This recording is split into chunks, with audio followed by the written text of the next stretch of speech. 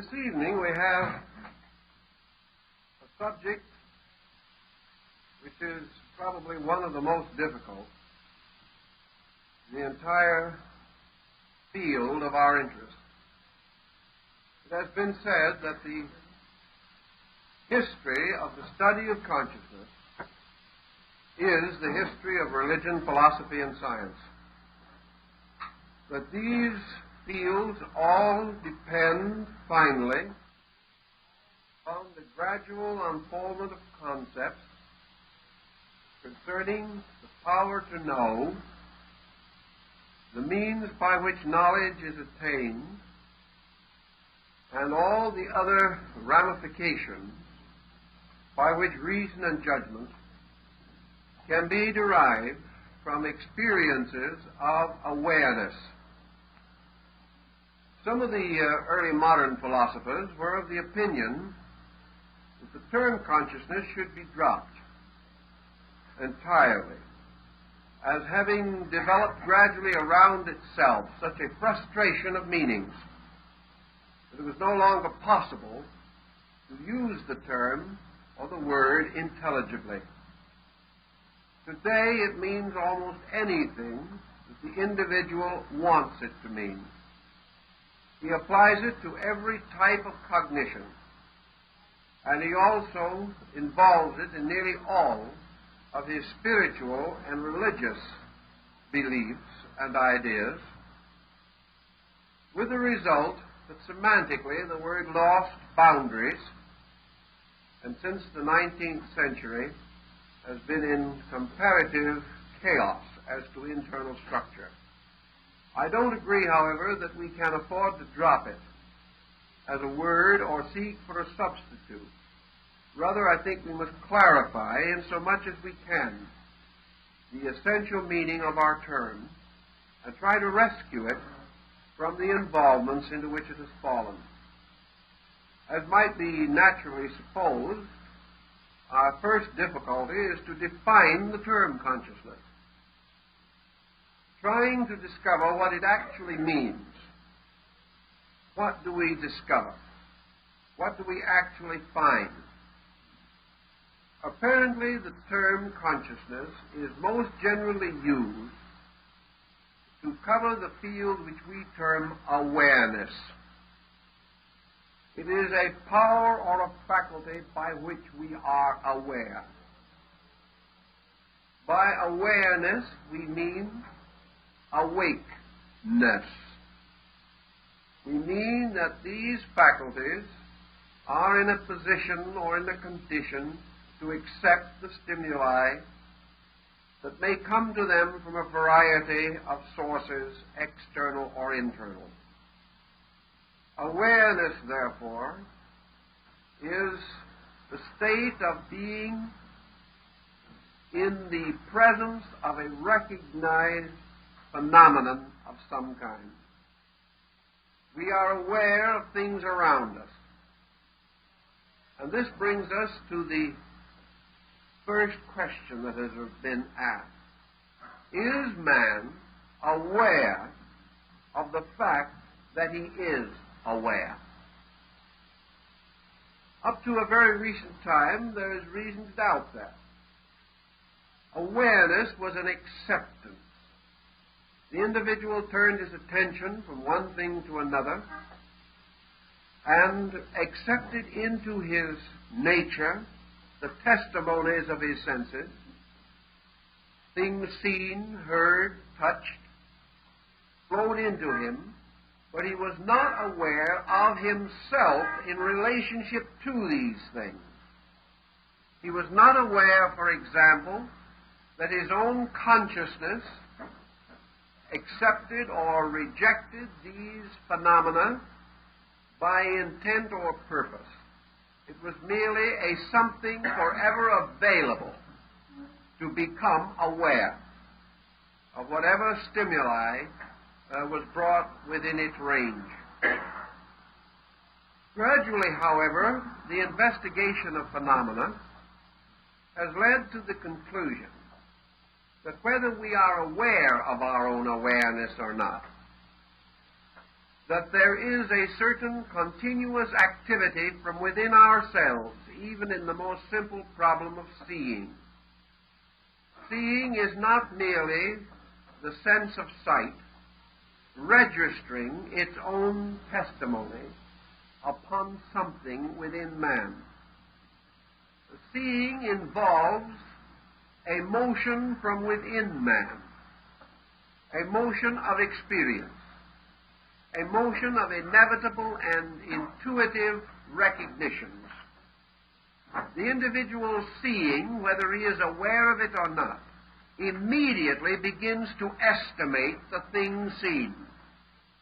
A power within himself begins to pass judgment upon the thing seen. And this judgment is nearly always based upon experience, based upon memory, or upon previous instances in which similar things have been seen, or upon comparison, or perhaps upon the intuitive sense of utilities involved. Whether we know it or not, we always see with a certain appraising power. We are constantly passing some kind of judgment about the thing seen, accepting it, rejecting it, liking it, disliking it, responding to it pleasurably or without pleasure, actively or passively.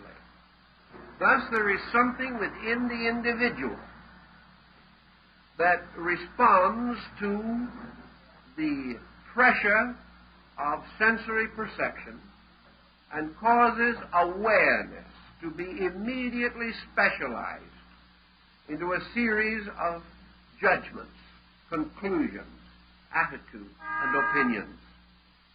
Yet this process occurring almost too rapidly for us to estimate it, still does not cause the individual to experience the fact of his own participation in awareness.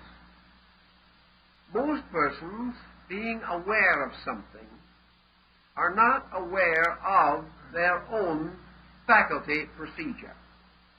They merely accept things seen, assuming that this is a natural and normal procedure. It is only after the rise of man's philosophic life, when he began to question the methodology of things that happened to him, that he began to get frustrated over the problem of his own awareness. Prior to this time, he simply was glad that he had this awareness. Gradually, however, the problem of trying to understand it intrigued his mind, intrigued his reason. Now, why should man wish to know how and why he is aware? Probably the answer lies in the gradual arising in human nature of certain doubts. From early time, man became aware of the fallibility of his own judgments. He realized that he could be mistaken, that due to the pressure of some psychic factor within himself, he could not depend upon the validity of his own sensory perception.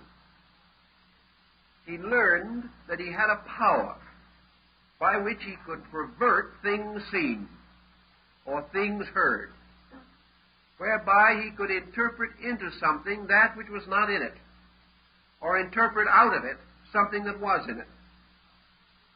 Therefore, that this process of awareness was not necessarily valid.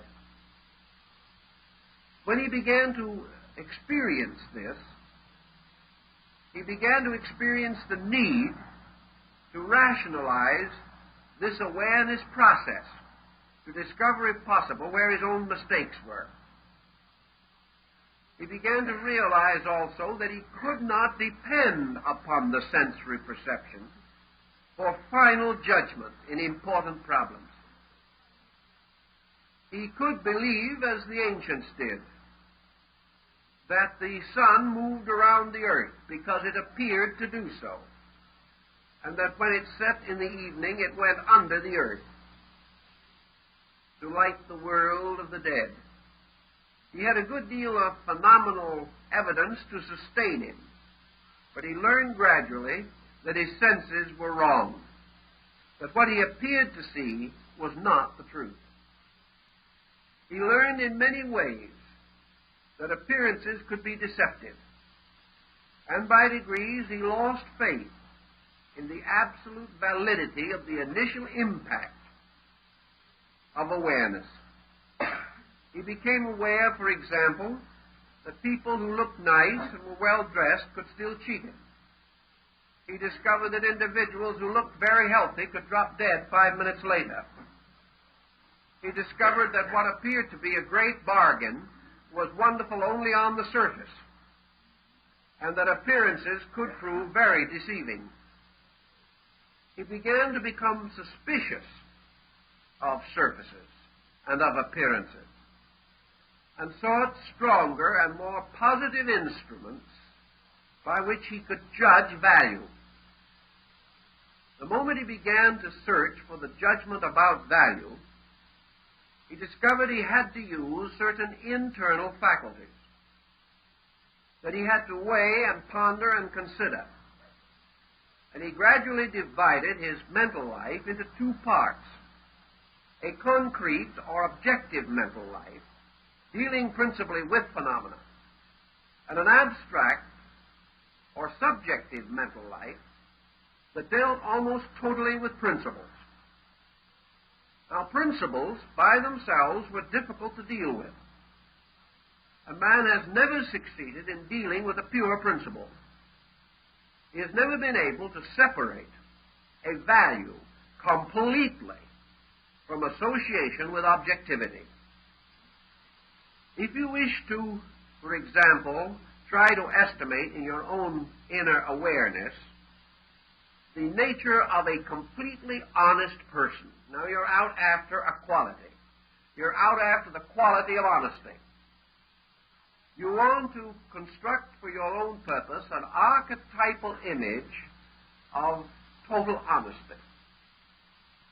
It is utterly impossible for you to do so without some recourse to objective symbolism. Man, primitive in his thinking, first decided that his way to discover the honest man was to find one somewhere in the world around him, and then use this person as a pattern for all other honesty. We have done the same thing in religion. We have taken the one good man and made him the archetype of an ideal humanity. We have taken one virtuous person and called his way of life virtue. We have taken him gradually out of it, but we have never lost sight of the example which he gave, which becomes the standard for the estimation of an abstract value. Thus, our search for honesty had to center in the honest man. Our search for truth had to be centered in a person who seemingly possessed this power or this invaluable treasure to a pronounced and outstanding degree. Truth without a truthful person or a truthful situation became comparatively unthinkable. So we were never able to completely get away from our dependency upon the records that our awareness had brought to us. Today, when we think of good as a virtue or as a quality, we must associate it with good persons, good conditions. We say that something fortunate that occurs to us is good. We must tie it with some phenomenal thing.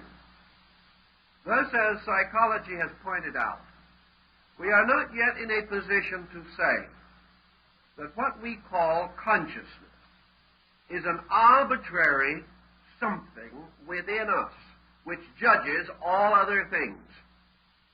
We are not able to say that consciousness is something in us forever judging righteous judgment.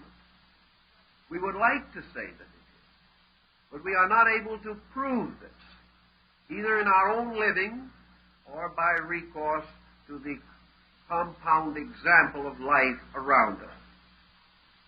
We must, in absolute honesty, therefore, say that consciousness as awareness is an awareness capable of error, an awareness which merely is awareness, but is not able to pass final judgment upon the qualities of which it is aware. Now this brings us to what you might almost call your Scottish metaphysical position on this, namely that consciousness per se and substantially represents the divine in man.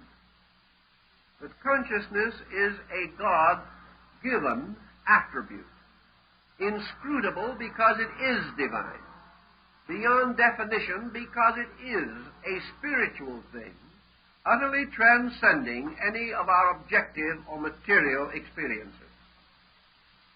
Now this causes also a moment of pause, because we know that we are now in the presence of a serious dilemma.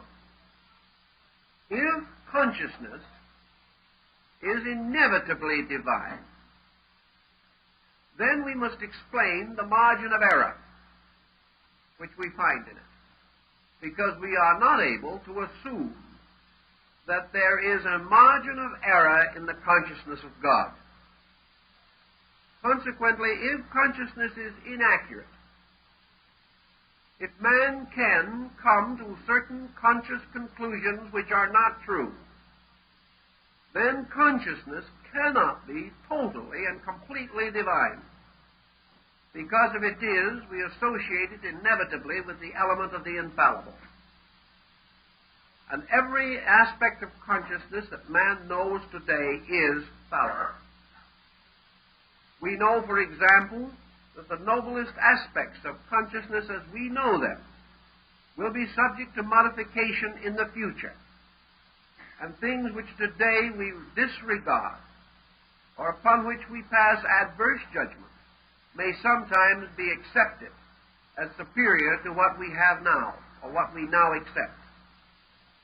Thus, consciousness cannot be more or nor less than a conditioned kind of awareness. Now, what religion is really trying to tell us is that we actually have no definition or no true and complete explanation for this fact that we are aware. Once we become aware, we can assume that our awareness is subject to error imposed upon it by mind and sense. Thus, the awareness of man, recording any phenomenon, may be subject to error due to false or inaccurate recording.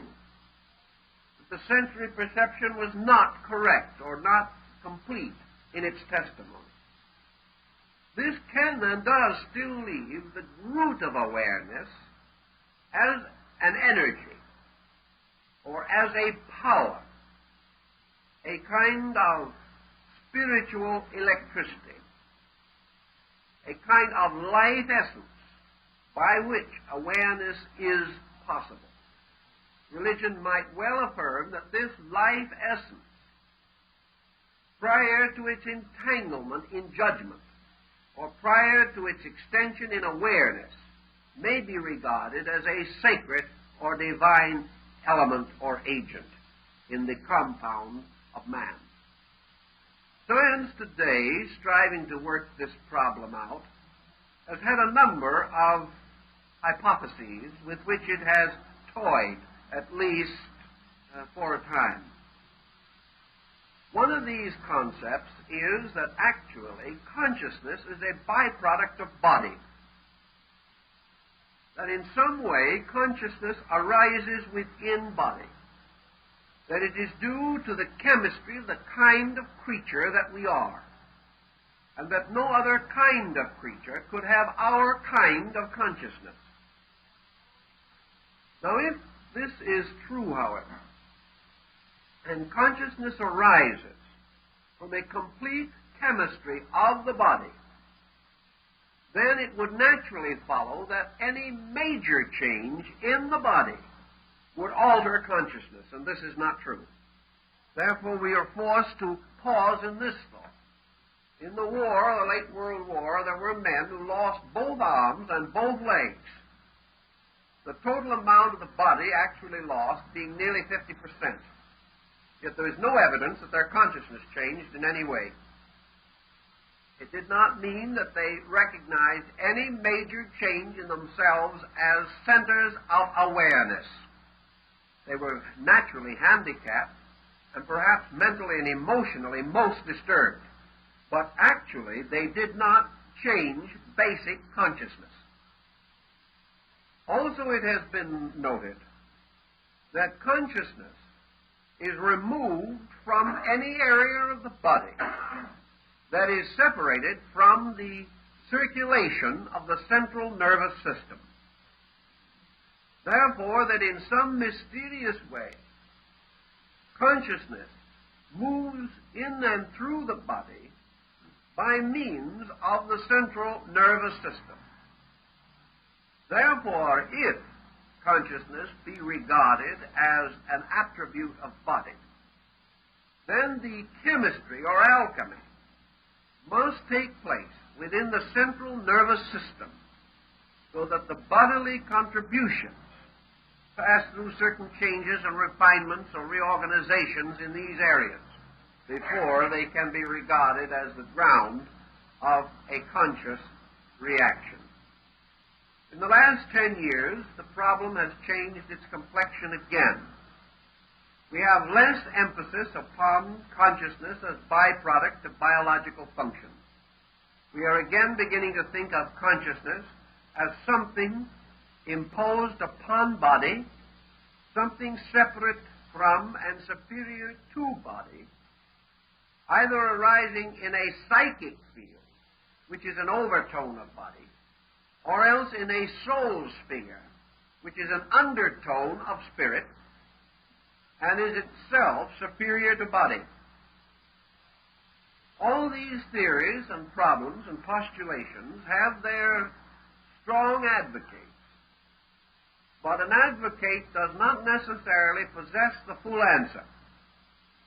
So this evening and through the rest of this series of lectures, we are going to try to summarize and explore the field of consciousness as it is understood in both Eastern and Western religion and philosophy, and as far as we can in the terms of psychology and in comparative standards which have arisen over the last several thousands of years of human intellectual contemplation. We can then begin with one of the most basic concepts that we have, and that is consciousness as the subject of its own object.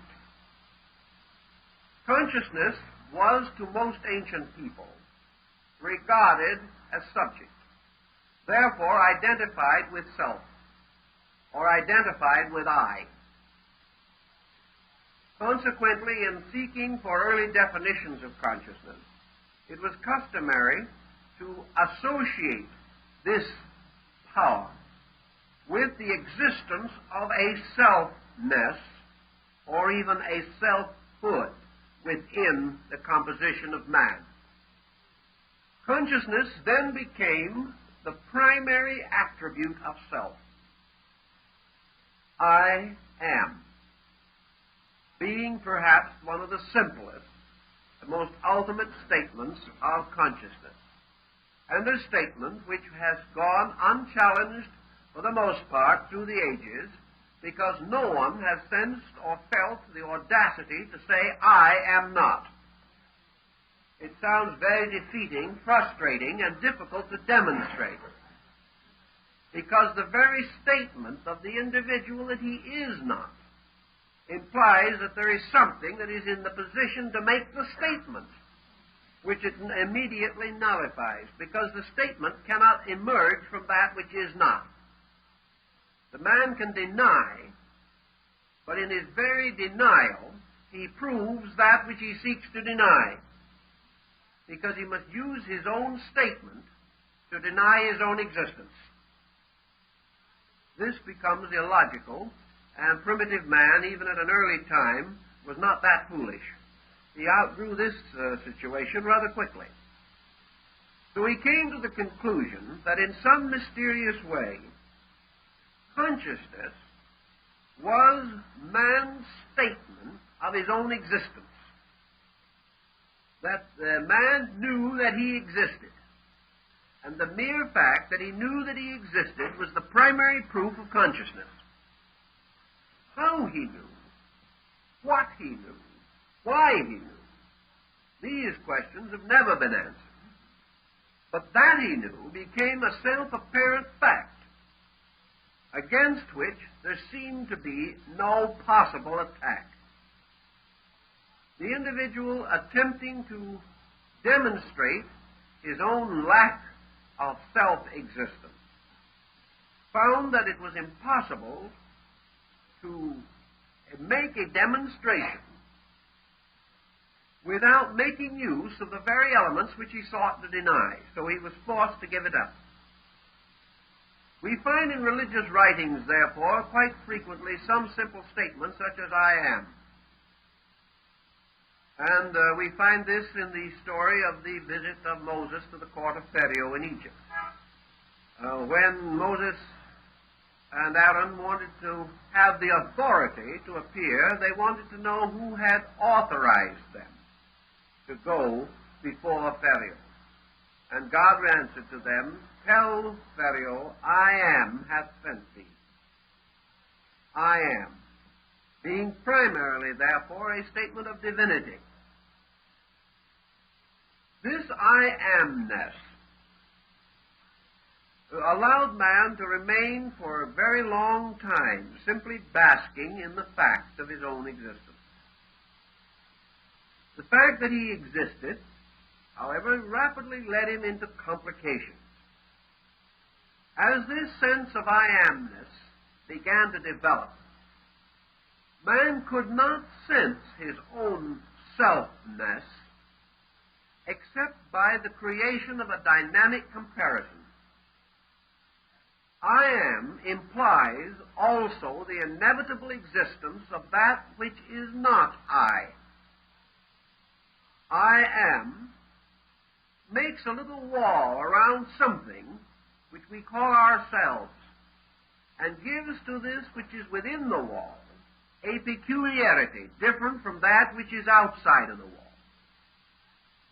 Therefore, the individual can turn toward himself and he can say, I am.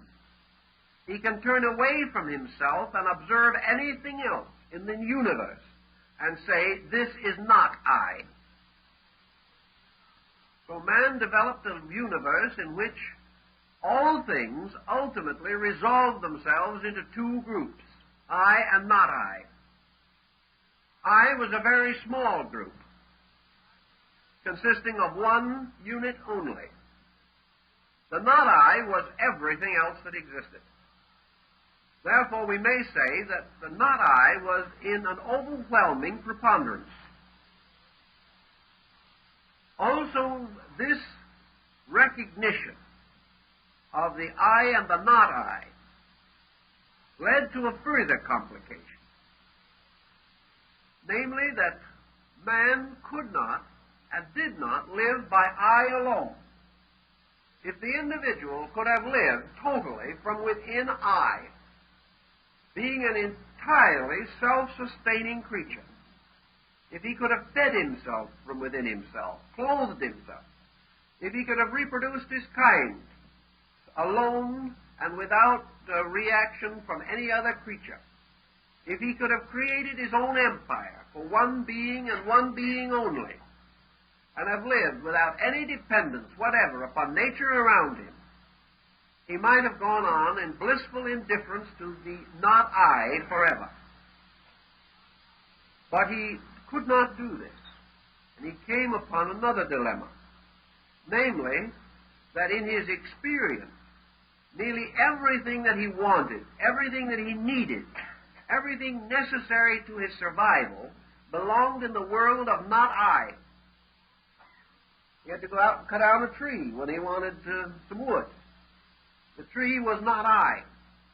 He went fishing and he caught a fish which was not I. He then ate the fish, and then something happened, and the fish became a vital factor in the perpetuation of the I. The bones, however, he threw away. They were still not I. He had a family. He was very fond of his family in a primitive manner, whatever that might be. But that family was not I. And he gradually discovered also that the most difficult and terrible interval that exists in nature is the interval between two creatures with the same kind of I. He didn't have nearly as much trouble understanding animals because he thought of them the way he wanted to, and if he was wrong, they could never correct him, so he thought he got along very well. But the moment he tried to explain another I, another self, he found himself in conflict with a being like himself, with purposes and principles which might not agree with his own. So man, struggling against this not I, discovered that himself as subject was under the almost continuous tyranny of his not self or the world around him as object. And we find this arising not more distantly than in our evening paper tonight. For we discover in reading the paper that there are many things happening in the world that we do not like. If we had anything to say about it, they wouldn't happen, according to our way of thinking. We feel, however, that these things are being caused by not I, by somebody else, and that as sure as we are here, we must suffer from the happening and the doing of some other I that is not ourselves. Thus we have gradually grown to the position where we are all the victims of the collective objective, the thing outside of ourselves, and remain as passive observers, having a continuous awareness that things around us are going contrary to our inclinations and that there is nothing we can do about it. This is a rather confusing and crippling type of recognition. Man had it for a long time, however. This is not new with us, though it is new every time it happens.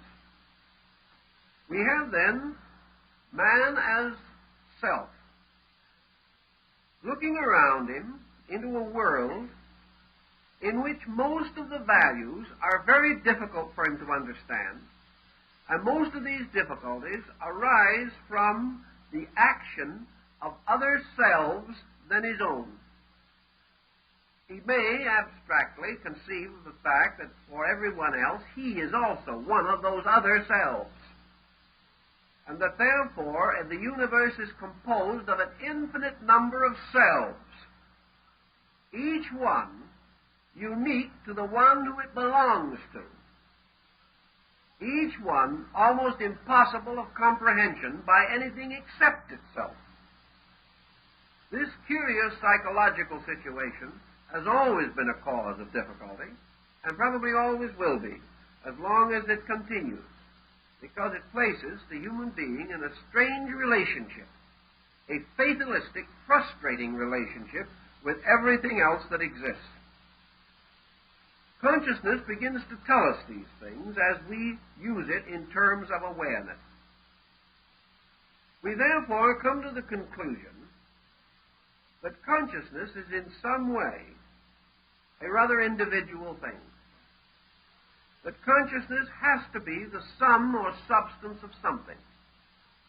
So we then go to the next step, namely the possibility that behind each of the forms in nature there is a separate conscious entity.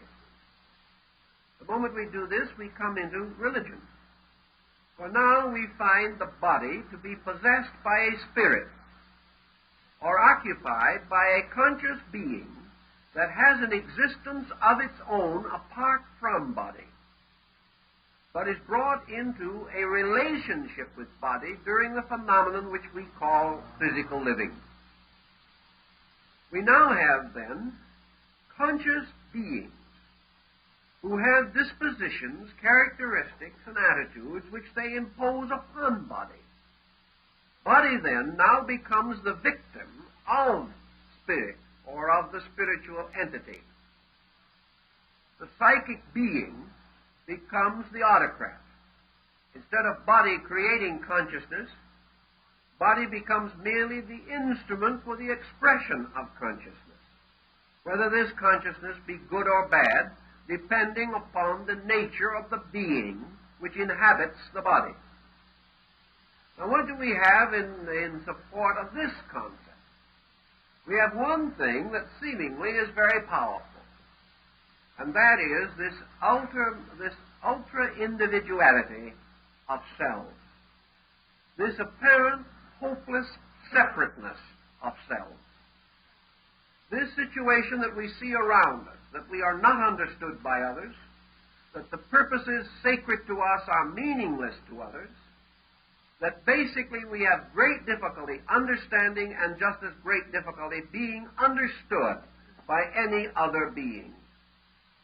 Under such conditions, it seems that we can demonstrate that consciousness is a series of individual units, each one encased in some kind of form or body, and that these individual units are irreconcilable in themselves, having different origins and different destinies.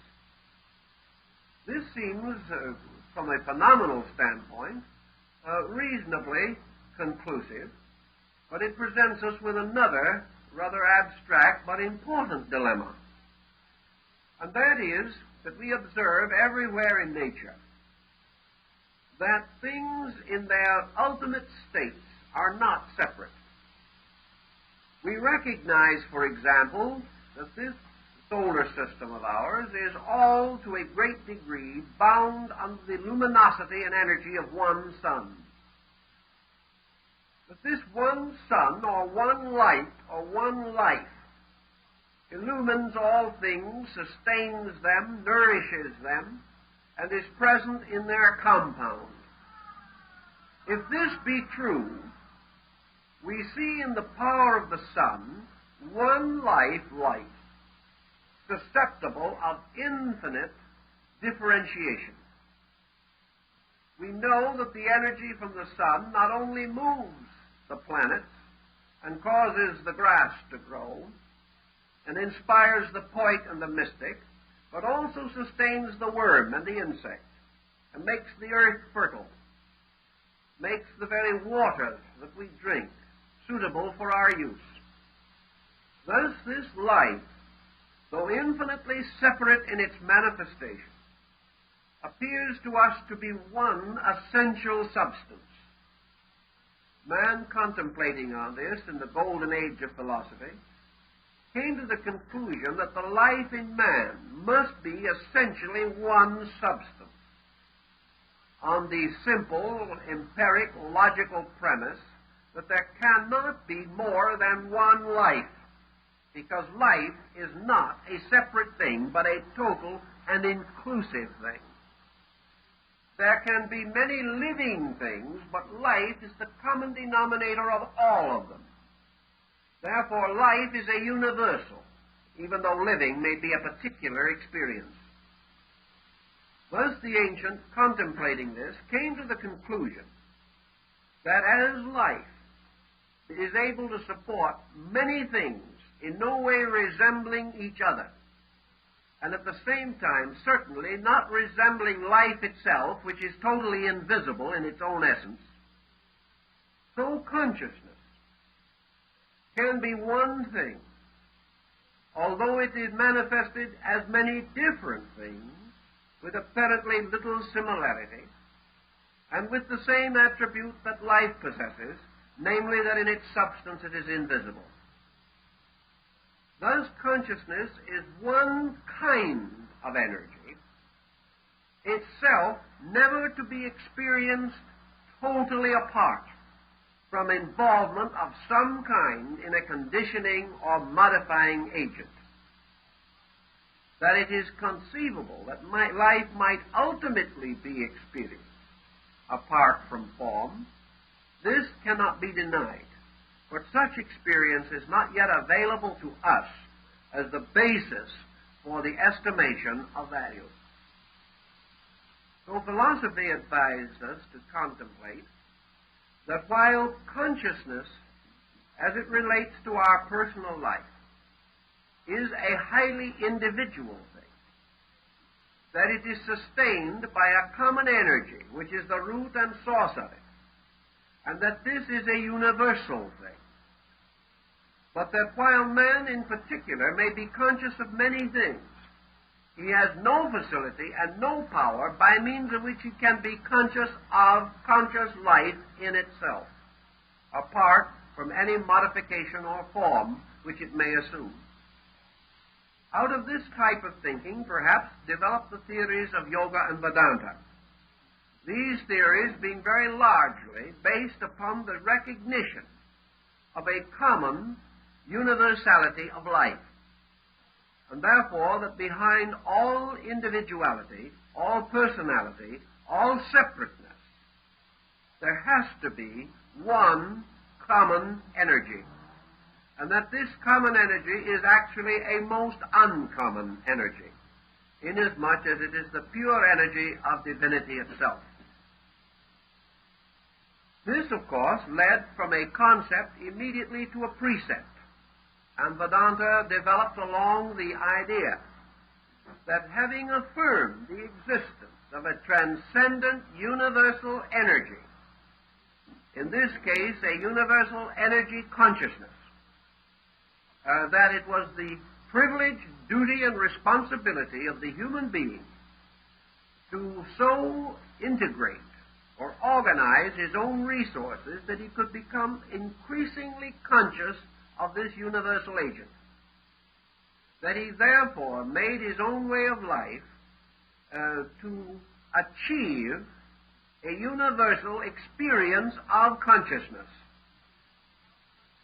Now, this universal experience of consciousness, the modern psychologist warns us, is not quite as simple as religion might make it seem to be.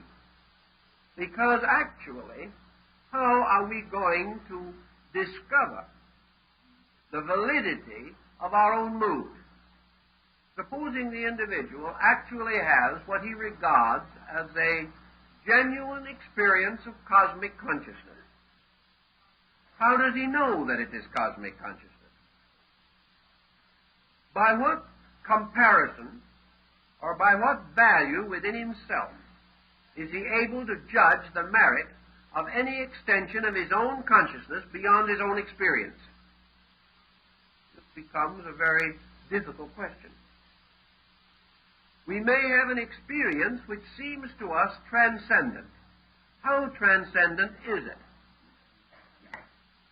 We may feel at any given moment that we have been elevated into a universality. Have we? Or are we merely drawing upon our own symbolism and simply projecting a mental image of a state which has become familiar to us through reading, through thought, through study, or through contact with some outstanding system of religion or ethics? I know, for example, that we all have studied what you might term consciousness dreams, dreams in which the individual appears to move into a superior state of consciousness from that of his daily living. He feels quite certain that he has entered into spheres of reality, transcending anything that he knows here. But has he actually entered them? Or has he merely visualized conditions that he has hoped would exist or could exist? Has he actually escaped the tyranny of his own mind? Or has he merely come under the more subtle influences of that tyranny, therefore a worse victim than before? This is hard to say without a very careful analysis of a particular incident under discussion. But it is a well-known fact that the individual can create a mirage, move into it, feel himself to have had extraordinary extension of consciousness, when in reality he has only intensely visualized certain mental patterns which he has previously experienced and accepted. All this causes us to be, to a measure, careful in our estimation of what this consciousness experience can actually mean to us. We have to be very thoughtful, very wise, not allow ourselves to become too optimistic in our examination of these factors. The fact still remains, then, that we are aware, and that this awareness troubles us to the degree that we try to understand how we are aware, and why. And perhaps in going into this situation as thoughtfully as we can, there is another approach that might be worthwhile. And that is the approach of the mystic. And the mystic, seeking to discover consciousness, tries to do so by suspending the function of everything that is not consciousness. He does not attempt to storm the gates of heaven. He does not attempt to push his own mind or his own convictions into the world of causes. He does not attempt to dictate to the universe as to how it exists or what it is like, nor to impose any concept of his own upon universals. He takes the attitude that if he imposes no concept, if he suspends all of his own personal attitude, that which remains will form a kind of door by means of which the impersonal, at the root of himself, may come through into manifestation. In other words, that if he can prevent illusion, prevent himself from distorting his own mind, prevent himself from allowing the mind to dominate his spiritual convictions, that in this way, by suspending mind, he can come into the direct presence of consciousness itself. That the thing that blocks consciousness in man is mental activity. The ancients assumed, of course, that two things blocked it: mental activity and emotional activity. That wherever the individual was under mental or emotional pressure, he would never be honest, he could never see anything as it truly is, and he could never be still and permit the internal to move through him. Thus the Quaker, the Quietist, the Sufi, all of these types of mystics assume that consciousness could best be experienced or discovered through the total suspension of all function. And this was to a measure behind the meditative disciplines of Eastern religion, as well as the monastic disciplines of the Western Church. Out of this experience, however, came a series of consequences which also have to be estimated in terms of value. One thing we do know, namely that the suspension of the objective faculties of the individual certainly did have a particular and definite result. And that result was a distinct ennobling of his nature.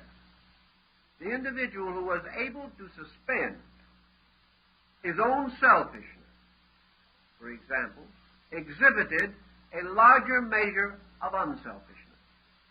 The individual who was able to suspend worry found greater internal organization.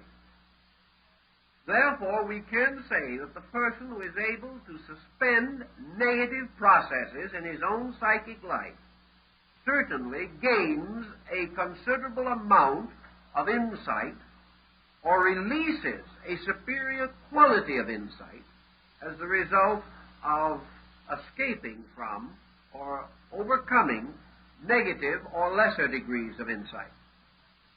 Thus, in the experience of the mystic, there seemed to be an increasing godliness, an increasing sensitivity to value, as the individual slowly relinquished those attitudes which were most likely to bind him to false concepts and standards.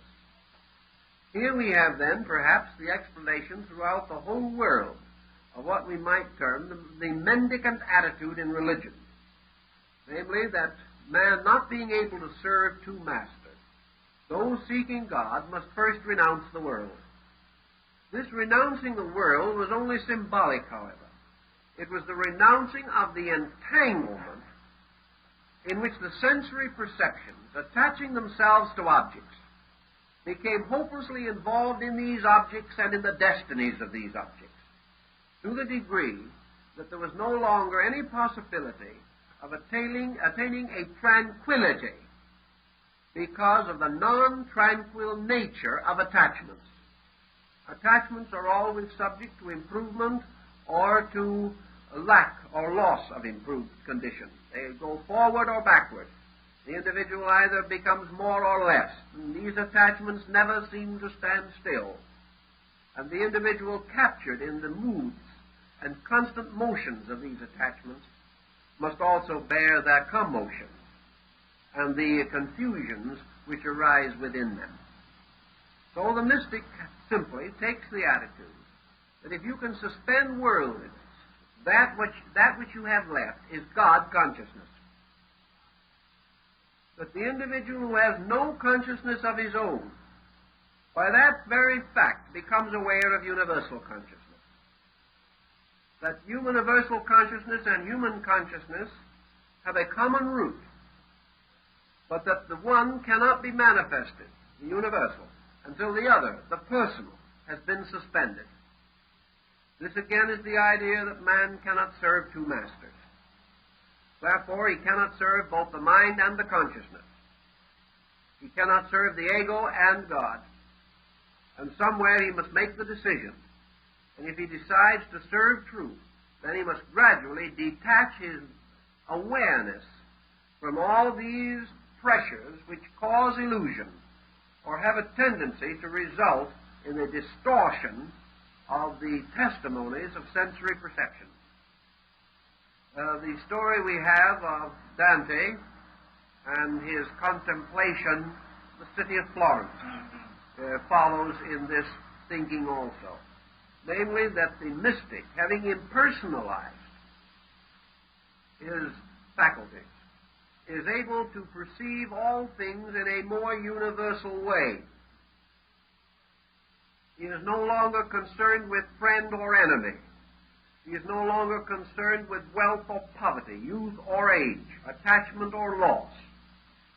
And being free from these pressures, he seems to gain a kind of tranquility, a suspension of pressures.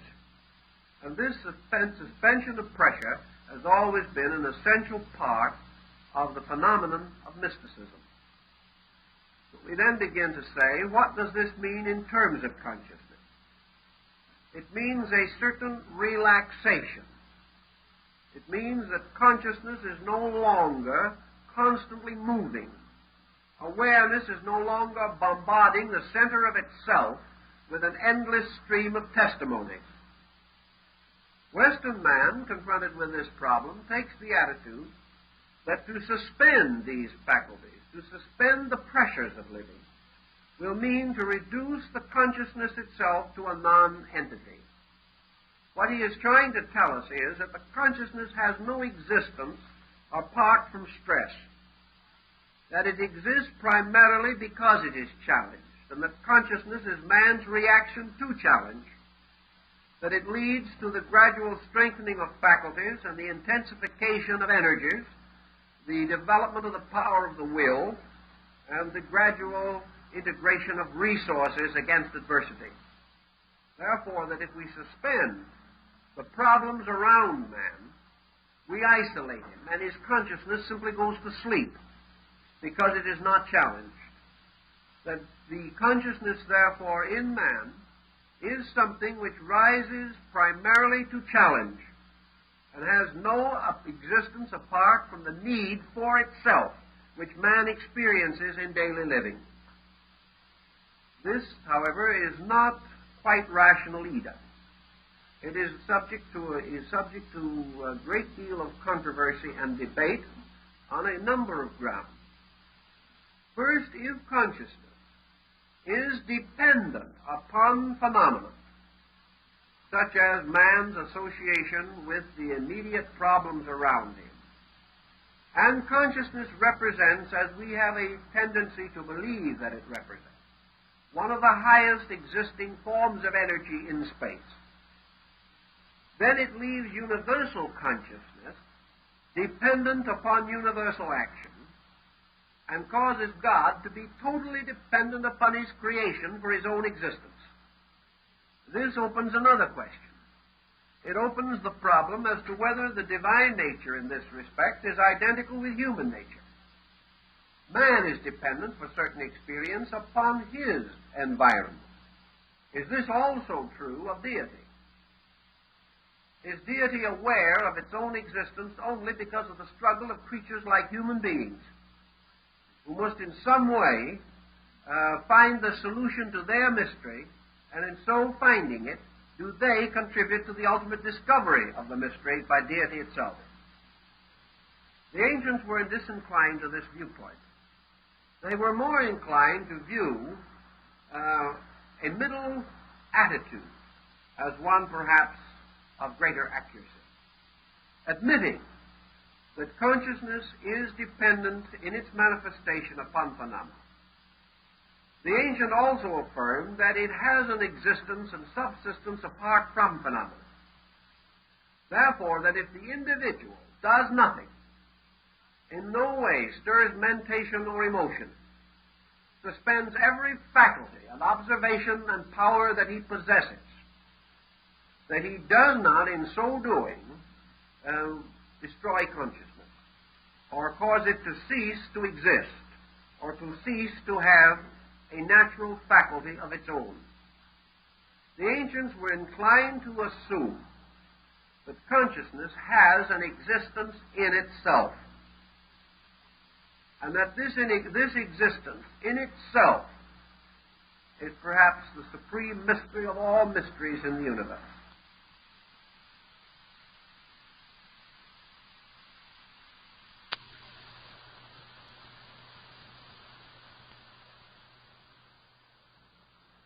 Let us assume that man with personal consciousness becomes, by means of it, able to understand a personal world of particulars around him.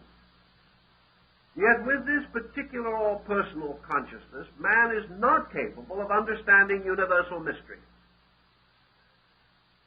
Man is only able to totally understand on a level. And here is something that's rather important to bear in mind.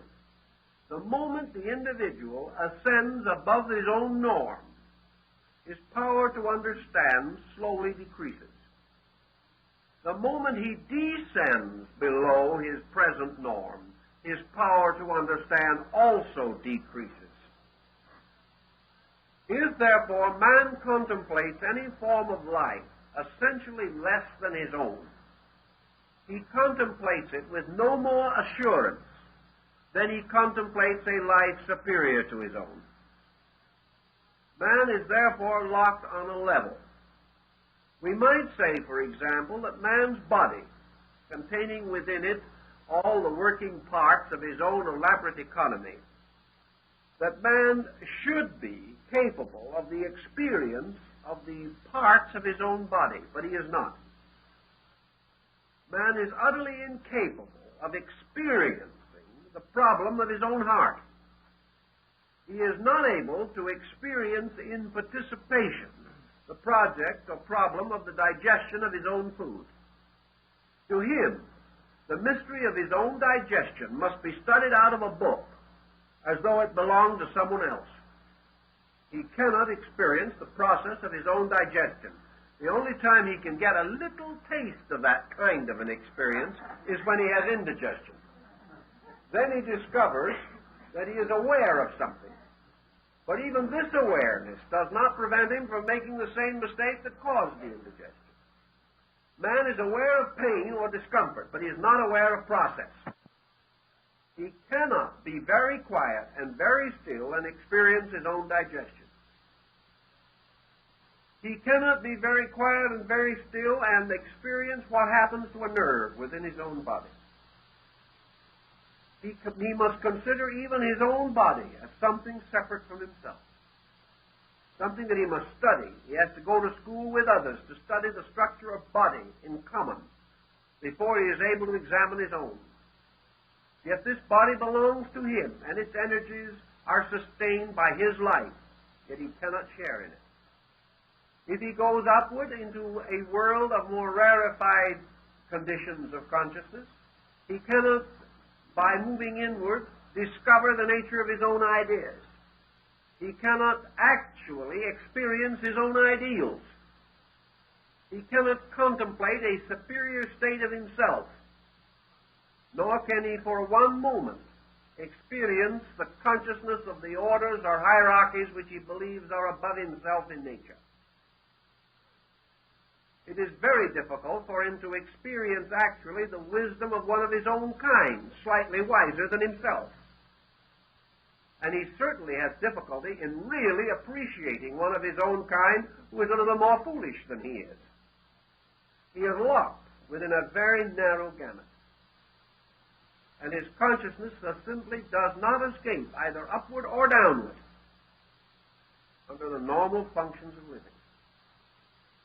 If, however, he enters into a state of contemplation, and he detaches himself from all worldliness around him, trying to absorb himself into the most subtle parts of his own being, could he then become sensitive enough to experience the functions of his own body? Eastern yogas tell us that he can, but that requires a tremendous amount of discipline and a very highly developed science, and that also that to experience a state of awareness superior to his present state requires a very high advancement in the yogic art. But these things will not happen by accident, but of course they will all happen gradually by evolution over long periods of time, because man is growing into new experience continuously. But until he actually experiences these things, he cannot cope with them. And consciousness, as consciousness, does not fill this interval. It does not make it possible for him to do that which is otherwise impossible.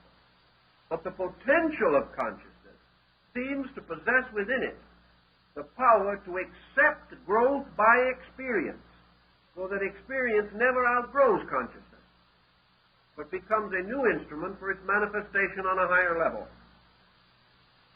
All these factors then contribute to another point. Thinking of personal consciousness, the individual, following the old concept of microcosm-macrocosm analogies, which dominated thinking for 1,000 years in Europe, became a habit, comes to the next conclusion. Is his own state of consciousness a key to the relationships of universal consciousness?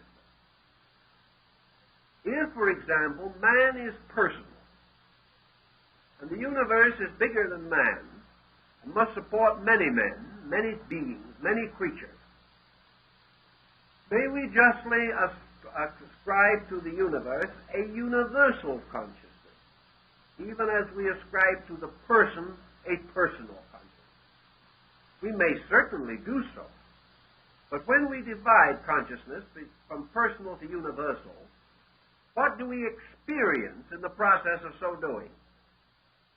Do we know any more than we did before? In the majority of cases, we do not. Universal consciousness simply becomes our consciousness applied or projected by ourselves toward a state which we have not experienced, but which we must conclude is bigger than our state. Therefore, we come up with the idea that universal consciousness is greater. Because this universal consciousness is associated with God, it is better. Because deity is presumed to be all-knowing, this universal consciousness is omniscient. Because God is everywhere, this universal consciousness is omnipresent. And because God does all things, this universal consciousness is omniactive. But when we have said these things, what have we said? We have only tossed long words around. We have not actually experienced any of the factors involved. We have simply projected our own state upon the universe and assumed that as man has the awareness of self within his own nature, that the universe is ruled by a being also possessing awareness of self. Awareness of self by man is called personal consciousness. Awareness of self by deity is called universal consciousness. Because deity, being the universe, being the totality of existence, self-awareness for deity implies total consciousness. Yet, self-awareness as applied to man does not imply personal total consciousness. We are to assume that deity, by its consciousness, is aware of the sparrow's fall. But man, with his world, by his personal consciousness, is not aware of the infirmities of his own flesh. He may sicken and die before even recognizing the symptoms. Man is not aware of the burden placed upon the blood vessels of his own body. He does not have to carry the load of the smallest cell as a conscious experience in his own life. Yet, man as a person controls a body of which he is unaware, and which he therefore frequently perverts to his own ambitions. Had he the consciousness of it, he would not do so. How then shall we affirm that universal consciousness is actually aware of us any more than we are aware of the cells within our body? We affirm these things, but we do not know them to be true. We also affirm them on the testimony of certain individuals who claim to have had certain experiences.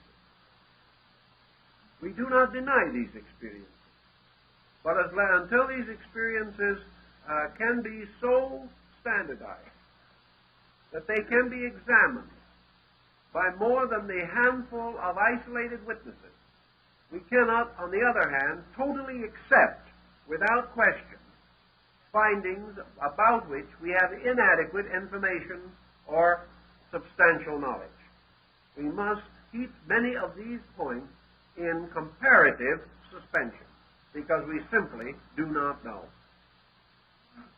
I have a feeling, however, that if we are to search for the answers to these things, and psychology is desperately seeking these answers today, perhaps more than ever before, and in the future probably even more avidly than now, that we have to recognize that consciousness, as we wish to understand this, is more than merely universal cognition. I do not think that the actual definition of consciousness in terms of universal consciousness means universal cognition. I question if we will be able to supply evidence that consciousness is directly associated either with cognition or awareness. That these terms represent our effort to explain an aspect of consciousness rather than the total nature of consciousness itself. In all probabilities, consciousness is, as far as we are able to estimate, not conscious. In this sense of the word, that consciousness is a kind of an infinite potential which is capable of infinite unfoldment from within its own root.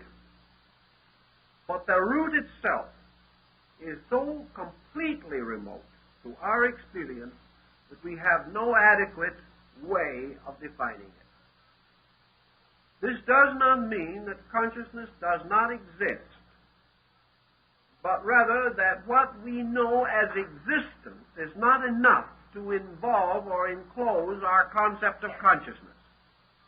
Our word existence does not go far enough. no thought or term that we have goes far enough. No state of being that we can experience is close enough to consciousness to give us any clue to its essential nature. Perhaps the nearest clue that we have is this process of suspending a function that is not consciousness. But out of this suspension, for the most part, we arrive at a total suspension. We come into the presence of a timelessness, a beinglessness, in which, according to the testimonies of the ancients and those who have experienced these things, we gradually lose sense of self-existence. That true samadhi, or true nirvana, as taught in Asia, is the complete suspension of the sense of self-existence. The individual reaches a state in which he is not aware. And furthermore, by this means, he also has reached a state in which he is no longer aware whether he is aware or not. The complete suspension of the state of knowing awareness. Therefore, in this instant, the individual escapes time and place totally. Consequently, what we call awareness is related to time-place association. We are aware of time and place, of the relationships of these things upon each other. Time, place, things. All these are essential to awareness. The suspension of time, place, and thing causes the suspension of awareness. In that instant, man is unaware of his own existence or non-existence. So we study the problem as carefully as we can to discover, if we can, what the individual is cognizant of while he is not aware. Well, that's a pretty problem. In other words, it's an extension of the idea, what is he thinking about when he's not thinking?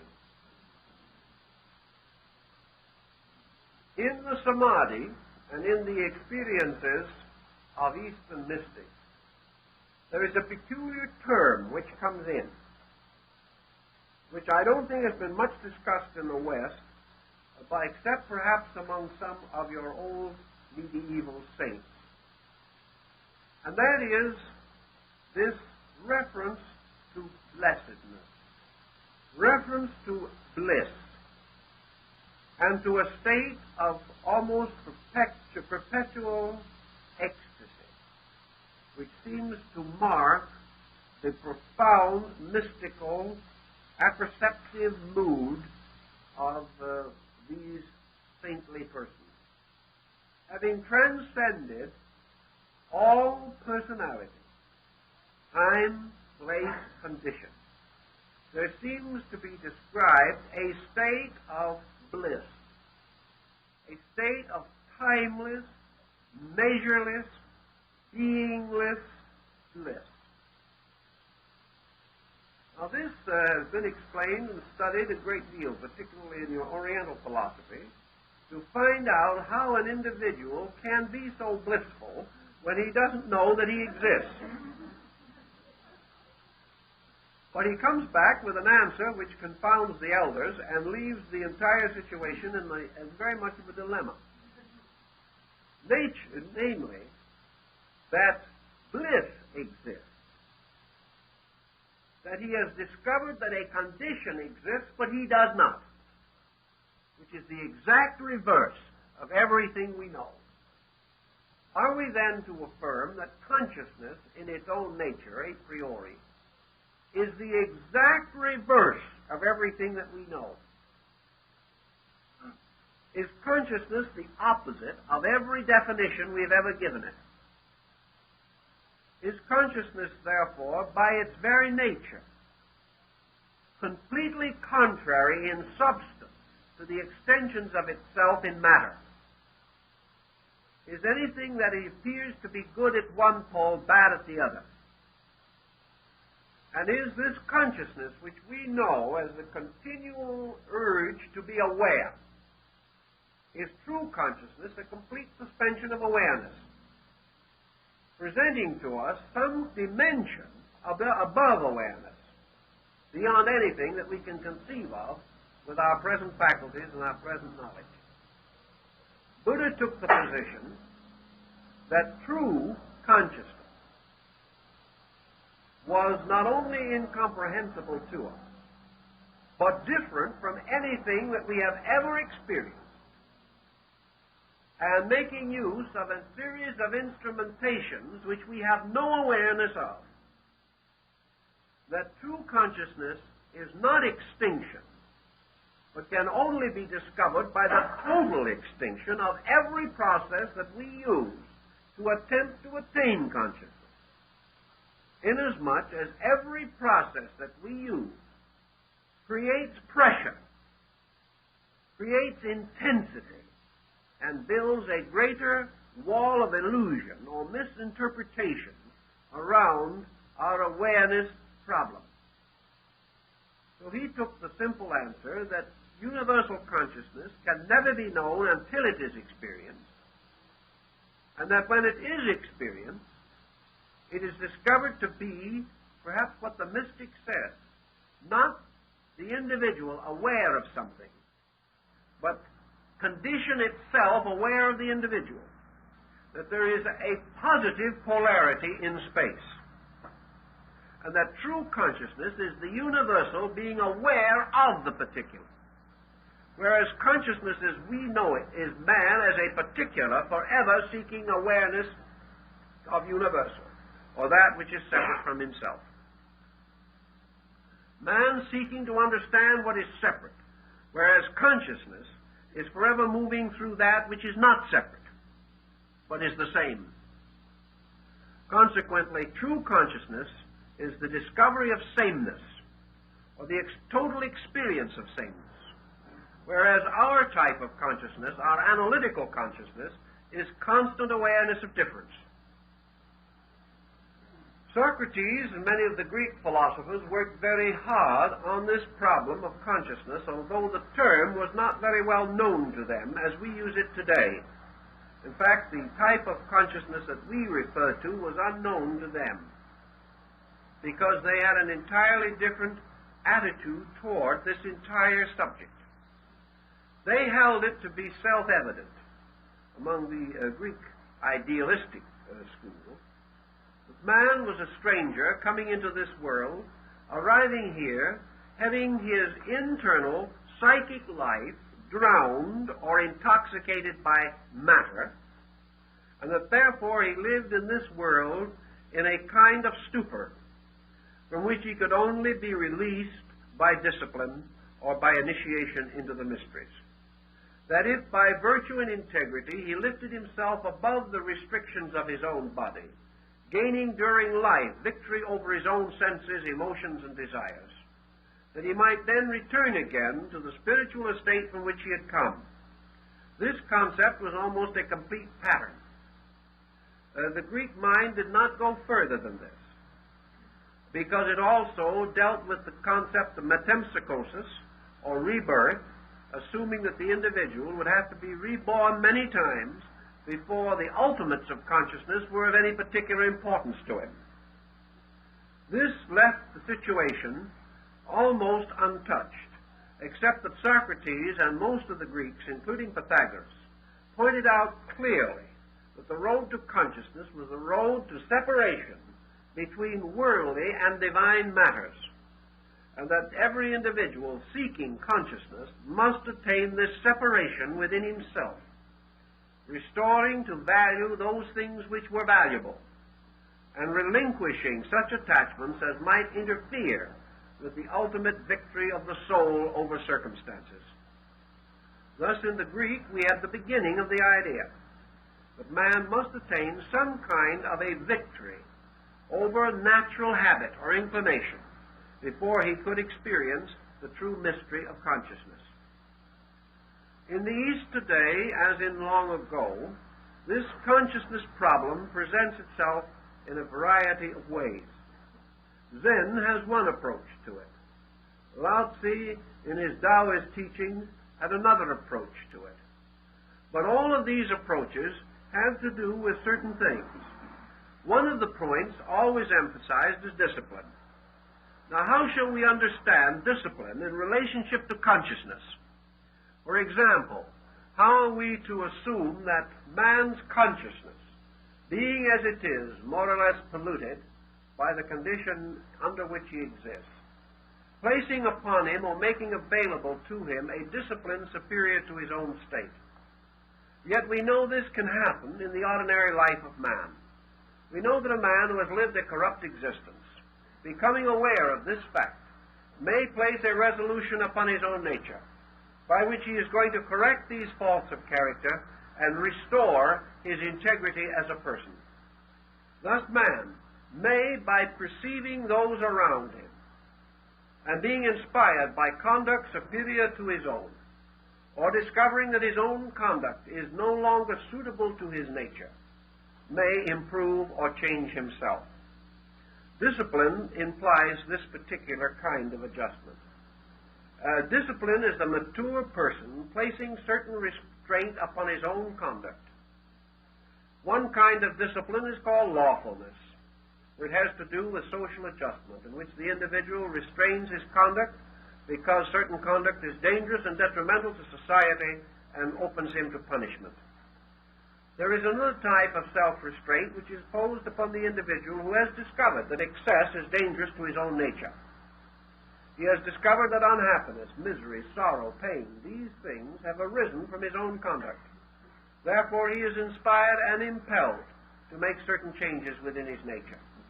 Go further into this same policy, and you come to your philosophic theory, namely that discipline philosophically imposed is man's recognition that it is possible for him to control his own faculties, that it is possible for him to impose upon his own nature certain rules suitable for the improvement of his own total being, and that such may be termed discipline or penance, or may be applied by an obligation or an oath or by a voluntary commission.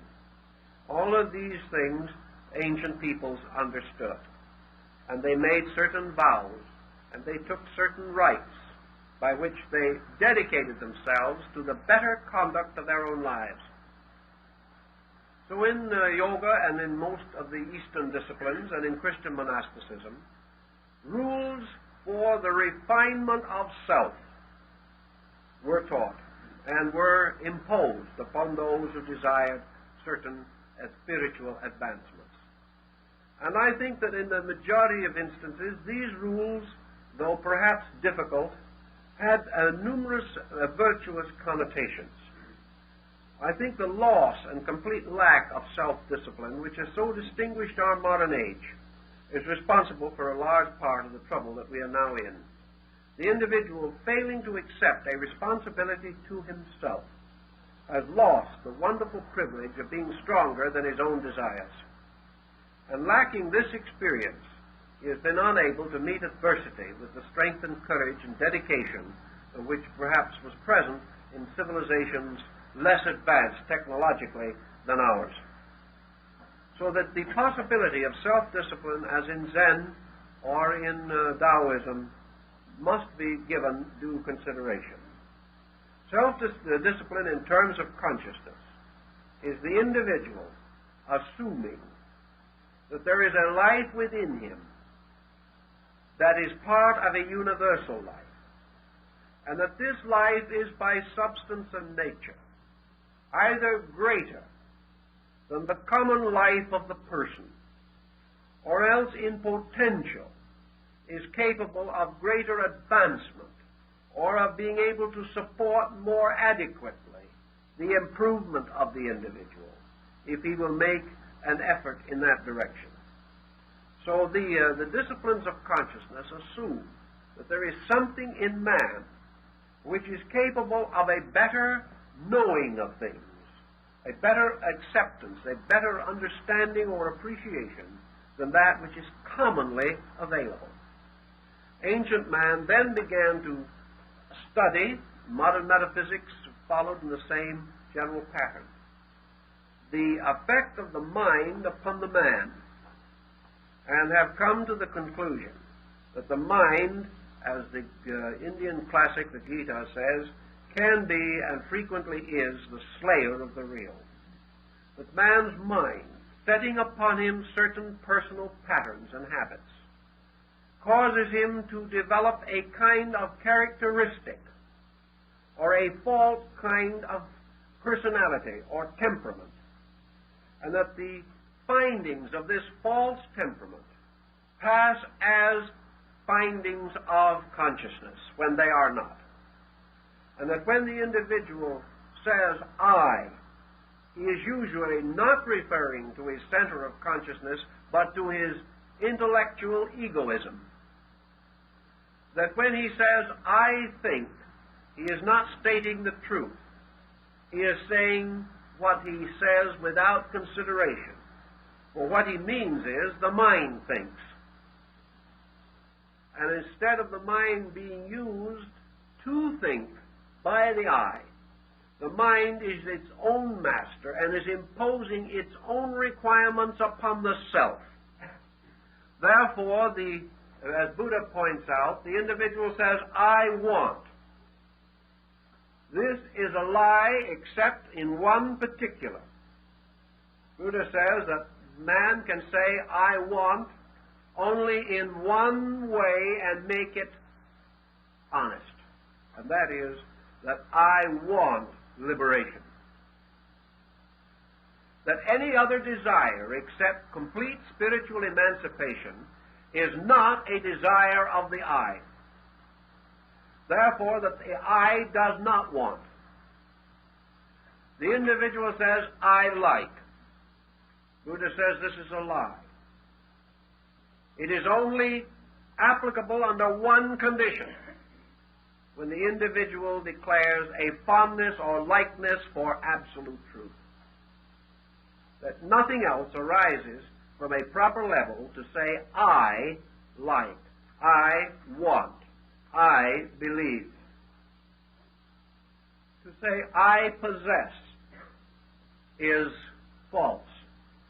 And if there is a consciousness in man, this statement is an absolute contradiction to that consciousness.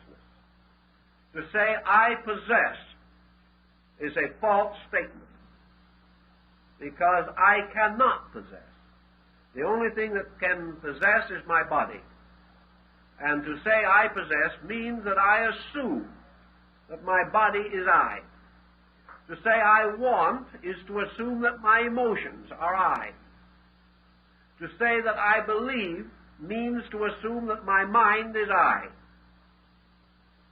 To say I think is to assume that the thinker is the self. And these assumptions are not true. Therefore, the terms that we commonly use and with which we are continually fortifying our own psychology, these terms are false. The longer we become addicted to them and the more strenuously we observe them, the more completely confused that we will become. And this has apparently been true because we have finally reached the pinnacle of all confusion. There is no way in which we can estimate greater confusion than that we have now, except by waiting until tomorrow. Then we will have a new experience of how much worse it could get. But now we have reached the apex of the conceivable. But actually, consciousness is none of these things. Consciousness impels none of these thoughts, because in the substance of consciousness they are useless. Actually, everything that the individual does, he does for one of two purposes, one positive and the other negative. Everything he is doing is either in order that he may approach reality or that he may depart from unreality. Everything we do in order that we shall be more happy or less unhappy, that we shall be more popular or less unpopular, more successful or less unsuccessful. Everything is either a positive or negative effort to move from an unsatisfactory condition to one that is satisfactory. How then can consciousness, which is total satisfaction, have any motion in it whatever? How can consciousness be escaping from anything or desiring anything? How can consciousness desire to be more than it is or to have anything that it does not possess? Havelock Ellis points this out in his mystical experience description, that in this transcendent moment he was desireless, that he lived or existed in a state of such complete adjustment with existence that he realized that there was nothing missing, nothing could be added, nothing could be taken away. Therefore, everything for which we exist, which is to add or to take away, must cease to be significant. And the motivations that move all of us become non-operative. What is man, therefore, to do when all of his familiar motivations cease to motivate him? He apparently is suspended in nothing. But actually, in that state of suspension, he is for the first time at the end of a journey through unsatisfaction toward something. Now, we do not assume and cannot take for granted even for a moment that the universe ends in a stasis. That all dynamic is eternal, we are reasonably certain. That forms and types of motion and energy can constantly change, we know. But that energy itself can cease, we gravely doubt. We know that it may be subject to modification, that it may pass into forms beyond our comprehension or conception, but that it shall cease once it moves is beyond our certainty at least. Therefore, we have no reason to assume that man ends in a suspension of a heavenly state of bliss which leaves nothing to be desired and permits nothing to be present that is not desired. This would be a complete suspension, a complete end of everything. What we are therefore probably dealing with is that we are bringing the individual out of the well, at the bottom of which he has been existing, as in Plato's legend and fable of the well, that what we call nirvana, or the total extinction of man's escape and defense patterns, is actually the release of man's consciousness as fact. And therefore, at that time only, is the truth available, inasmuch as error has ceased. That actually, under those conditions, man passes from a prenatal state, which is the one he's in now, into a condition of birth, being born out of ignorance into a state of reality. That state of reality is therefore comparable to our concept of consciousness. But under the present condition, we are simply unaware of it, being no more able to remember or recognize it than we are to remember our state before birth. Yet that we had a state, we know. What it was, we do not know. That we have a state beyond us in the future, superior to our present, we are convinced by instinct within us. What it is, we do not know. But we can only assume that it is more than the absence of itself. That whatever is less perfect is moving towards a condition superior to its own state. We do not wish, however, to be caught in the thought that the pushing of the present condition into the future makes it perfect, nor that the complete satisfaction of any pattern that we now hold means security. What we are trying to achieve is the realization that there is an integrity, whether we know it or not, like it or not, believe it or not, accept it or not, and that it is toward that integrity we are moving, and that that integrity may or may not agree with anything we now believe. but that we are approaching it by trial and error regardless of any other efforts that we make. And your disciplines imply that it can be approached by discipline also. Discipline merely being the exhaustion of error by character rather than by accident.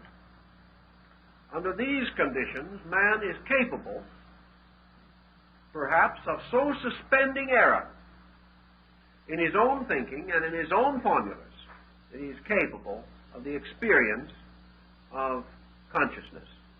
That he will be able to experience it completely in body is unlikely, but that he can experience a shadow of it.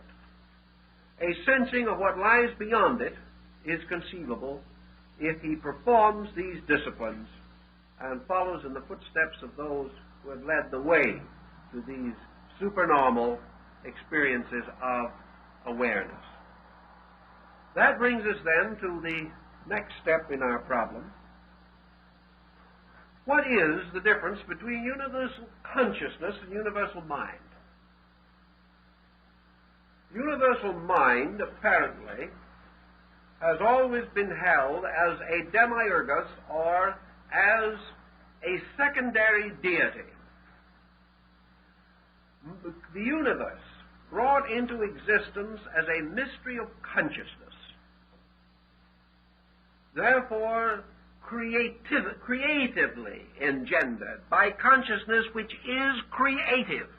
And creativity is the principal difference between consciousness and intellect. Intellect is not creative. Consciousness is. Wherever intellect seems to create, it is because of consciousness content that is behind or operating in pattern with intellect. But universal mind becomes the regulator, the administrator of the world in which man exists. It was therefore sometimes referred to as the third logos. It is the world, mind, or intellect, the imposer of regulation, rule, and statute.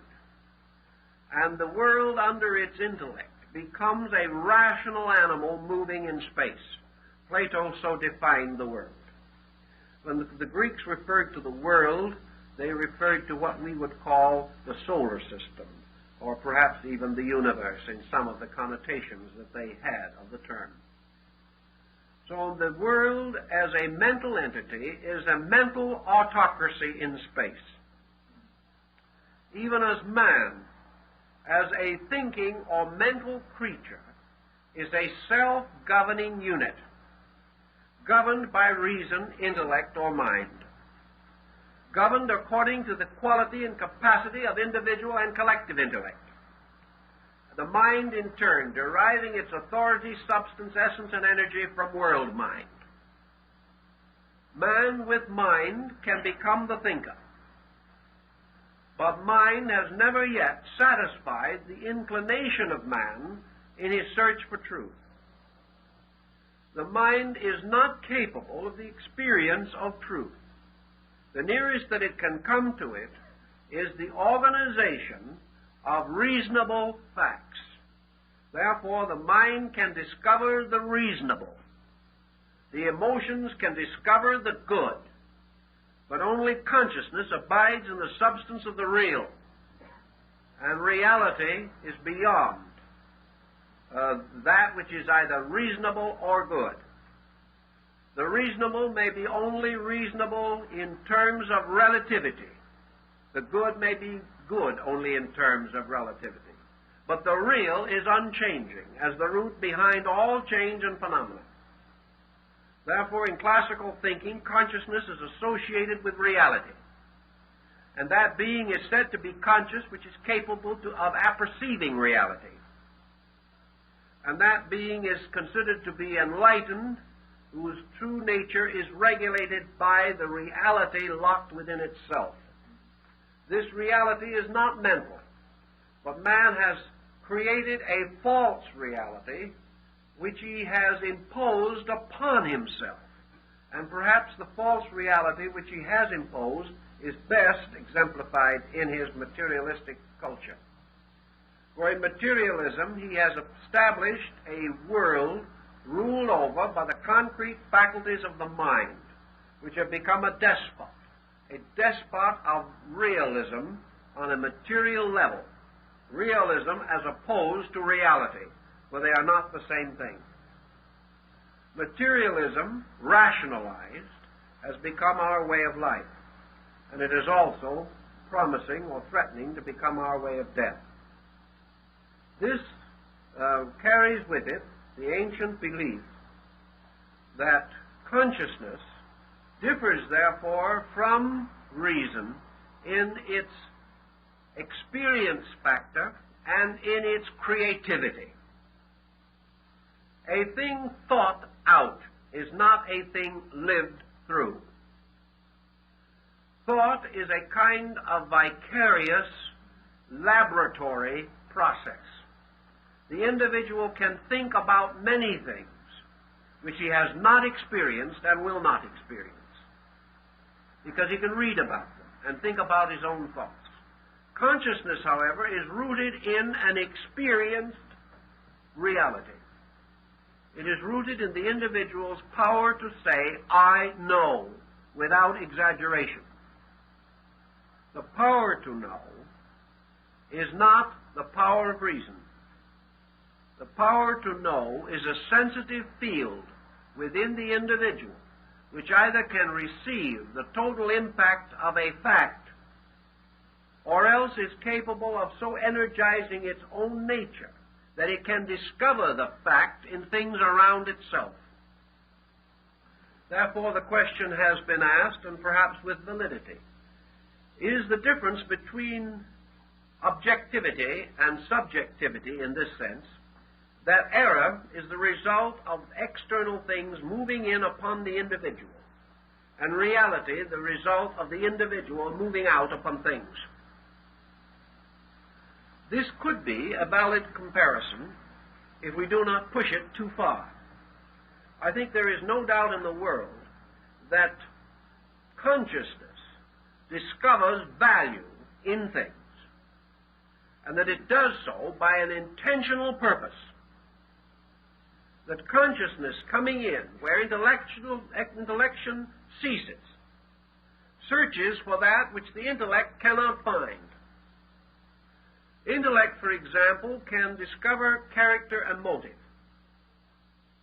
Consciousness, however, seeking reality, seeks the experience which led the individual to his conduct.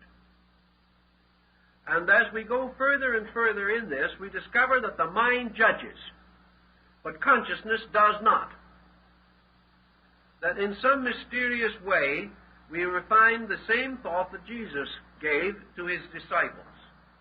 The mind says, judge righteous judgment. Consciousness says, judge not at all.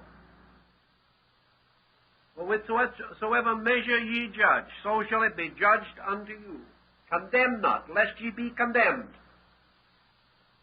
In other words, mind passes judgment, consciousness suspends judgment. And there is a constant situation. This suspension is not due to the individual merely following the rule not to judge. Consciousness in some way takes the edge out of judging. It takes the pleasure out of judging. It lifts the individual from the mental exercise of the either-or Aristotelian mode, and causes the intuitive recognition of value so deep that the individual no longer feels qualified to judge. Therefore, the persons with least mind have most fixed opinions, whereas those whose knowledge is greater hesitate to express an opinion, simply because the more they know, the more aware they are of what they do not know, and how much more there may be to any problem that they can possibly perceive.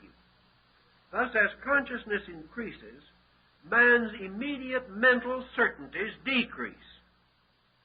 And you can have a mental bigot, but you cannot have a bigot in consciousness, because consciousness is a thing in itself impersonal, and bigotry has to be intensely personal.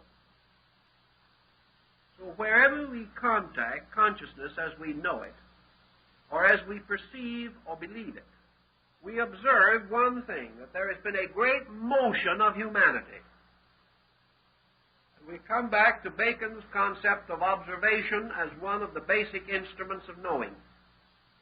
There's been a great motion of mankind from the beginning of time, a motion in which man has sought to discover reality as it is referable to himself. We have observed also that in this motion, certain individuals, certain times, beliefs, attitudes, doctrines have come forth. And that down through time, we have gradually come to most admire, most deeply revere and regard, respect, and consider as admirable persons with certain attitudes. We have also gradually come to observe that persons with those attitudes have been vindicated by history. That with the gradual passing of time, these persons have been proved right, whereas those with different or other attitudes have not been proved right. Thus we have a certain experience framework to indicate the correct or general motion of man's awareness. We know in general the kind of awareness that has made better people. We know the kind of awareness that has enriched cultures and has given us all that we have of nobility and beauty and truth. We know the kind of awareness that survives death and causes persons to be discovered, honored, and revered centuries after they are gone. We also find that this kind of awareness is seldom accepted by their contemporaries, and that whereas those popular in their own day have disappeared or been forgotten, those clinging to certain broad, unchanging patterns have been remembered after their own time and still are remembered, and that among those with certain attitudes, the immortals of our remembrance have been selected, and that these persons continue to influence the world and have always influenced, since their own time, at least certain groups. We know, for example, that Plato is read today 1,000,000 times more than in his own day, whereas many great names of his time are not even remembered to us. Thus, certain types of thinking have not only moved individuals, but have contributed to the permanent motion of peoples, of cultures, have led to the gradual building of sciences, for upon certain foundations that must have been true, the sciences that we have gradually developed were developed. Had they been essentially false, we could not have built upon them. So there are attitudes, there are beliefs, there are teachings that have survived simply because of a strange integrity locked within them. These patterns give us some concept of what constitutes the direction in which man is presumed to be moving. We know that such consciousness as this, such attitudes as this, are exemplified by the Sermon on the Mount of Jesus, by the words of the prophets of ancient Israel, by the wonderful discourse of Muhammad at Mecca, also by the first sermon of Buddha, seated at Sarnath, along the side of the Indian road, and in the wonderful works of Confucius and Lao Tzu, that these have all struck certain identical chords, and that man has instinctively known that these were right, regardless of how he conducted himself. Thus, out of this, we have a direction of consciousness. We know that this direction has caused us, for some reason, to admire most those who, forsaking all other things, have clung to truth, and those departing from all personal or selfish ends have dedicated themselves to the common service of their fellow men. These persons have lived. Therefore, the search for consciousness, or the experience of consciousness, is bound into this pattern, so far as we are able to understand it. And if there is a way toward consciousness for man, it is in this way of gradually decreasing selfishness, decreasing personal ambition, and the gradual elevation of universal value above personal value. That such a compromise of position, that such a change from our common pattern, has caused great sorrow and misery to these people, we know. Yet in themselves they were greater than their sorrow or their misery, and out of them has come historic martyrdom, individuals who were perfectly willing and gloriously ready to sacrifice their lives to protect others or to preserve principles and convictions which they regarded as greater than life. Thus we find the evidences of the courage, internal resource, and strength bestowed by certain convictions, as opposed to the common weaknesses resulting from certain other convictions. From these broad factors, we must finally come to the conclusion that man has accepted subconsciously, whether consciously or not, has accepted subconsciously that there is a consciousness superior to intellect, that this consciousness has an existence apart from intellect, that this consciousness is impersonal, universal, and in its essential ideals and principles seeks to bind up all differences, unite all discords, and reflect or reveal the common unity within life and living. That this consciousness has to do with the mending of broken things, the overcoming of all separateness, man's outgrowth of egoism, selfishness, ignorance, and superstition, and that within man is the vision of this need, and that discipline comes to him as he gradually clarifies this position and seeks to gain the strength of internal resource available to him once he begins to move in harmony with it. And the search for consciousness for man today seems to be the result of a dedication by which he resolves to move himself with consciousness, toward consciousness, and dedicates himself to those ends which, to the best of his conviction, represent the proper and natural ends of consciousness, as differentiated from the intellectual and emotional ends which he has previously cultivated and which have led to discord and disaster. So we have this experience of consciousness, that man seeking to do those things which man's universal experience has demonstrated to be right, does gain greater courage, greater insight, and greater internal strength. And from these circumstances may assume that at this present stage of his growth, this is the direction which it is proper for him to take, and that therefore he gains the support of consciousness by dedicating himself to those universal values which he senses within himself, and which, if they have any origin at all, certainly originate in consciousness rather than in the selfish, separating factors of his ordinary existence. So the individual dedicating himself to his superordinary self, to that which is beyond his common, daily purposed self, finds that he gains greater strength, greater ability, greater respect and honor, and achieves greater good. For these reasons he assumes that such motion on his part is motion toward consciousness, or with the approval of consciousness, and that he is rewarded by the release of greater understanding from within himself, this understanding being that part of consciousness which he conceives it to be possible for him to sense, know, or understand. So with this as a preamble, we have to proceed next week, but I think perhaps we've done enough for one warm evening.